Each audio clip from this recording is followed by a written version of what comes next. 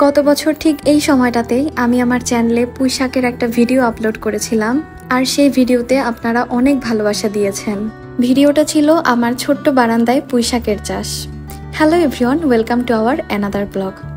গত বছর যে পুঁইশাক কেটে রান্না করে খেয়েছি, তো সেই গাছের গোড়া কিন্তু এখনও আমি ফেলে দেইনি।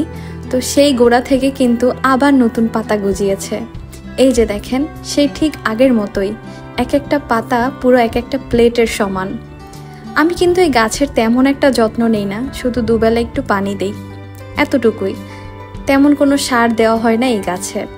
আর মাঝে মধ্যে চাল ধোয়ার পরে যে পানিটা থাকে, ওই পানিটা আমি আমার এই গাছগুলোতে একটু দিয়ে দিই।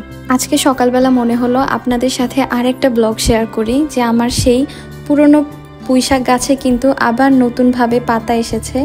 আর যেহেতু বৃষ্টি হয় প্রায়, আর বৃষ্টির পানি লাগলে কিন্তু গাছগুলো অনেকটাই সতেজ হয়ে ওঠে।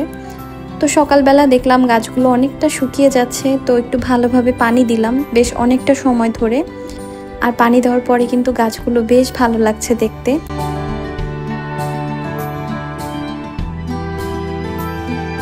পুঁইশাকের ডগাগুলো আরেকটু বাড়লে, পাতাগুলো আরেকটু বড় হলে হয়তোবা আমি এখান থেকে কিছুটা কেটে রান্না করব।